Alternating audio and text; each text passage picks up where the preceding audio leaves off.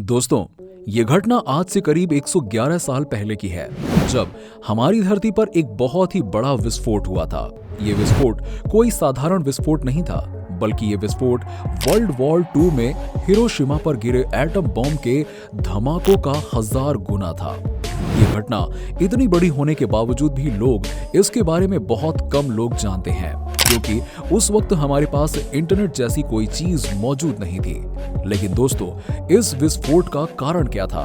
क्या ये किसी कंट्री द्वारा किया जा रहा न्यूक्लियर टेस्ट था, या किसी दूसरे प्लेनेट से एलियंस द्वारा हम पर किया गया हमला, या फिर पृथ्वी से कोई एस्टेरॉयड टकराया था? चलिए जानते हैं इस वीडियो में। दोस्तों, ये घटना रूस के दूर दराज साइबेरियन इलाके की है, जो कि एक विशाल जंगल था। 30 जून 1908 को सुबह 7 बजे यहाँ के निवासी एक विस्फोट के चलते अपने बिस्तर से खड़े हो गए। इसके कुछ समय बाद यहाँ बॉम्ब के धमाकों जैसा शॉक वेव्स फैल गई, जिससे वहां के घर और खिड़कियों की कांचें टूट गए और वहां के लोगों को जमीन पर लेटने को मजबूर होना पड़ा। यह विस्फोट इतना भयानक था कि इसका अंदाजा इस बात से लगाया जा सकता है कि वहां पर काम करने वाले कुछ किसानों ने, जो कि इस विस्फोट को अपनी आंखों से देखा था, उन्होंने इसे दुनिया का अंत बताया था। विस्फोट के कुछ मिनट बाद ही तुनगुस्का का जंगल इस तरह से जलने लगा मानो सारा जंगल आग की लपटों में सिमट गया हो। ये आग बहुत तेजी से फैलने लगी, जिसे काबू कर पाना नामुमकिन था। आग के जल्दी फैलने का कारण था पास के पैसिफिक ओशियन से आने वाली तेज हवाएं, जो आगे आग को ले जाने में मदद कर रही थी। ऐसे में वहां पर रहने वाले लोगों को अपनी जान बचाने के लिए घर और जंगल दोनों छोड़कर कहीं दूसरे जगह पर जाना पड़ा। लोगों का कहना है कि जंगल 3 दिनों तक लगातार जलता रहा और जलता रहा, और ये आग 3 दिन बाद शांत हुई।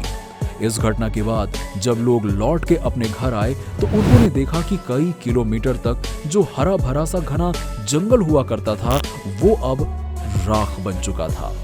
उनके घरों का भी कुछ ऐसा ही हाल था। ऐसा माना जाता है कि ये विस्फोट धरती पर हुई विस्फोटों में सबसे बड़ा विस्फोट था। अब जानते हैं कि क्यों कम लोगों को पता है इस विस्फोट के बारे में। दोस्तों, ये बात सोचने वाली है कि अगर ये विस्फोट धरती का सबसे बड़ा विस्फोट है, तो फिर आखिर क्यों कम ही लोग इसके बारे में जानते हैं? किस्मत से जिस इलाके में ये भयंकर धमाका हुआ था, वहां पर आबादी बेहद कम या ना के बराबर थी। ऐसा माना जाता है कि इस धमाके में सिर्फ एक गड़रिये के मारे जाने की खबर आई थी। इस ब्लास्ट की वजह से सैकड़ों रेंडियर कंकाल में तब्दील हो गए थे। उस धमाके के गवाह रहे एक शख्स ने बताया था कि जंगल के ऊपर का आसमान मानो 2 हिस्सों में बंट गया था। ऐसा लग रहा था कि मानो आकाश में आग लग गई है। ऐसा लगा कि जमीन से कोई चीज टकराई है। इसके बाद पत्थरों की बारिश और गोलियां चलने की आवाजें आई थी। जंगल में लगी आग इतनी भयानक थी कि इसका अंदाजा इस बात से लगाया जा सकता है कि इस विस्फोट से उस इलाके की लगभग 8 करोड़ पेड़ जलकर राख हो गए थे। इतना ही नहीं, विस्फोट के सेंटर से 2000 किलोमीटर के रेडियस तक इस विस्फोट का असर दिखाई दिया। इस महाविस्फोट का इम्पैक्ट और इसके द्वारा तबाही को देखते हुए वैज्ञानिकों ने अनुमान लगाया कि ये एक्सप्लोजन 1945 में हिरोशिमा पर गिराए गए न्यूक्लियर बॉम्ब से भी 1000 गुना शक्तिशाली था। यानी अगर हम हिरोशिमा में गिराए गए एटम बॉम्ब्स जैसे 1000 बॉम्ब को मिलाकर एक जगह पर इकट्ठा करके विस्फोट करें, तब जाकर इस तरह का विस्फोट होगा। अब तो आप समझ ही गए होंगे दोस्तों कि यह विस्फोट इतना भयानक था। विस्फोट के बाद उस क्षेत्र के लोगों ने वहां से सब कुछ छोड़कर दूसरे जगह रहने को चले गए। इसके पीछे की वजह यह थी कि अगर भविष्य में ऐसा विस्फोट फिर से हुआ, तो वो लोग इसके शिकार न बने। कुछ लोगों का मानना था कि यह विस्फोट शायद प्रलय है, यानी अब दुनिया खत्म होने वाली है। वहीं कुछ लोगों का यह मानना था कि यह विस्फोट रशियन आर्मी द्वारा किया गया न्यूक्लियस टेस्ट था। इस बात को वैज्ञानिकों तक पहुंचने में कई साल लग गए, जिससे इस बात का अंदाजा लगाया जा सकता है कि यह विस्फोट कितने ही रिमोट यानी कि दूर दराज इलाके में हुआ था। दोस्तों, आज 112 साल बाद भी इस धमाके के राज से पूरी तरह से पर्दा नहीं हट सका है। आज भी वैज्ञानिक अपने अपने हिसाब से इस धमाके की वजह गैस करने में लगे हुए हैं। बहुत से लोगों को लगता है कि उस दिन तुंगुस्का में कोई कॉमेट या फिर एस्टेरॉयड धरती से टकराया था। ये धमाका उसी का नतीजा था। दोस्तों, धमाका होने के कई साल बाद तक वहां इसकी छानबीन के लिए कोई नहीं गया। उस दौर में रूस में सियासी उथल पुथल चल रहा था, इसीलिए धमाके को किसी ने गंभीरता से लिया भी नहीं। अमेरिका के एरिजोना में प्लेनेटरी साइंस इंस्टीट्यूट की नतालिया अर्तेमिएवा कहती हैं कि धमाके के 2 दशक बाद यानी कि 20 साल बाद भी वहां पहुंचने पर उन्हें धमाके के निशान बिखरे हुए मिले। करीब 50 स्क्वायर किलोमीटर के दायरे में जले हुए पेड़ पड़े हुए थे। उन्होंने कहा कि धरती से कोई चीज आसमान से आकर टकराई थी। ये ब्लास्ट उसी का नतीजा था। लेकिन वो इस बात से हैरान थे कि इस टक्कर की वजह से धरती पर कोई गड्ढा नहीं बना था। इस सवाल के जवाब में उन्होंने ये कहा कि चूंकि इलाके की जमीन दलदली थी, इसलिए जो झटका टक्कर से लगा उससे कोई निशान नहीं बना। बाद में कुछ रशियन रिसर्चर्स ने कहा कि उस दिन तुंगुस्का में धरती से कोई एस्टेरॉयड नहीं बल्कि एक कॉमेट टकराया था। क्योंकि असल में कॉमेट चट्टान के बजाय बर्फ से बने होते हैं, इसी वजह से इस टक्कर के बाद किसी बाहरी चट्टान के टुकड़े वहां पर नहीं मिले। कॉमेट जब अर्थ के एटमॉस्फेयर में आया होगा तो बर्फ पिघलने लगी होगी। मगर इस थियरी से भी तुंगुस्का धमाके को लेकर गैसिंग्स का दौर खत्म नहीं हुआ, क्योंकि धमाके की असल ठोस वजह अब तक पता नहीं चल सकी है। दोस्तों, एक और अफवाह यह भी है कि उस दिन तुंगुस्का में एलियंस का स्पेसशिप धरती से टकराया होगा।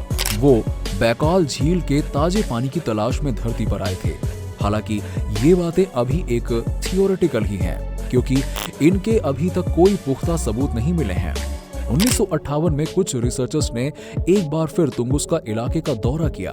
उन्हें वहां पर सिलिकेट और मैग्नेटाइट के छोटे छोटे टुकड़े मिले। इनकी आगे पड़ताल की गई तो इनमें निकेल भी मिला। निकेल आमतौर पर एस्टेरॉयड की चट्टानों में पाया जाता है। इस नई खोज के बाद से एक बार फिर से उस दिन एस्टेरॉयड के धरती से टकराने की थियरी को बल मिला, रिसर्चर्स की टीम के अगुवा के। लेकिन फ्लोरेंस्की की रिपोर्ट के बाद भी तुंगुस्का को लेकर कई तरह की थियरीज का दौर जारी रहा। 1973 में मशहूर वैज्ञानिक नेचर मैगजीन में छपा। इसमें कहा गया कि साइबेरिया में 1908 में एक ब्लैक होल धरती से टकराया था। उस दिन तुंगुस्का में हुआ भयानक धमाका इसी टक्कर का नतीजा था। 2013 में वैज्ञानिकों की टीम ने तुंगुस्का विस्फोट से जुड़ी अटकलों के खात्मे के लिए नए सिरे से पहल की। यूक्रेन की एकेडमी ऑफ साइंस के विक्टर कास्त्रिस्त्या ने तुंगुस्का इलाके से मिले चट्टानों के छोटे छोटे टुकड़ों की पड़ताल की। ये टुकड़े 1978 में जमा किए गए थे। इन टुकड़ों में विक्टर को ग्रेफाइट जैसा तत्व मिला। ये आमतौर पर छोटे एस्टेरॉयड के धरती से टकराने से बनता है। विक्टर कहते हैं कि उनकी रिपोर्ट से इस बात के पक्के सबूत मिले हैं कि तुंगुस्का में 1908 में एक एस्टेरॉयड ही धरती से टकराया था। वो बताते हैं कि असल में वहां जो भी गया वो बड़े टुकड़े तलाशता रहा, जबकि होना ये चाहिए था कि दलदल में छोटे छोटे टुकड़ों की खोज की जानी चाहिए थी। मगर आप ये सोचें कि विक्टर की खोज के बाद तुंगुस्का पर बहस बंद हो गई। धरती पर अक्सर उल्का पिंडों की बारिश होती है, छोटे छोटे टुकड़े यहां वहां बिखर जाते हैं, मगर तुंगुस्का में ऐसा कोई सबूत नहीं मिला। नासा के शोधकर्ता बिल कूक कहते हैं कि हमारा एटमॉस्फेयर ब्रह्मांड से आने वाली ऐसी चीजों से हमारी हिफाजत करता है। इसीलिए जब कोई एस्टेरॉयड या कॉमेट हमारी धरती के एटमॉस्फेयर में घुसता है तो वो बहुत टुकड़ों में बंट जाता है। इस तरह से बड़ी तबाही होने से बच जाती है। वैज्ञानिकों का मानना है कि तुंगुस्का महाविस्फोट में भी यही हुआ होगा। जो भी एस्टेरॉयड या कॉमेट रहा होगा वो जमीन से 8-10 किलोमीटर ऊपर ही टुकड़े टुकड़े हो गया होगा। जो छोटे छोटे टुकड़े बचे होंगे वो बड़े इलाके में बिखर गए, इसलिए वहां पर कोई गहरा गड्ढा नहीं बना। हालांकि झील इतनी गहरी नहीं है कि ऐसा राज उसमें लंबे वक्त तक छुपा हो, मगर रूस ने भी कभी इस दावे की पड़ताल करने की कोशिश नहीं की। लेकिन इटली की बोलोना यूनिवर्सिटी के लूका गैस्पेरिनी कहते हैं कि चेका झील इसी धमाके की वजह से बनी है। इसके बनने का और कोई तरीका नहीं हो सकता। गैस्पेरिनी ये मानते हैं कि झील की गहराई में उस महाविस्फोट के राज छुपे हुए हैं। तुंगुस्का जैसे महाविस्फोट हजारों लाखों सालों में एक बार दिखते हैं, लेकिन अब अंदाजा लगाया जा रहा है कि ये विस्फोट 100 से 200 साल में एक बार देखने को मिल सकते हैं। अगर तुंगुस्का जैसी घटना किसी बड़ी आबादी वाले शहर में होती तो भयंकर तबाही मचेगी, लेकिन इसकी संभावना कम ही है। धरती का 70% हिस्सा समंदरों से मिलकर बनता है, इसीलिए किसी बड़े उल्कापिंड के किसी बड़े शहर से टकराने की आशंका कम ही है।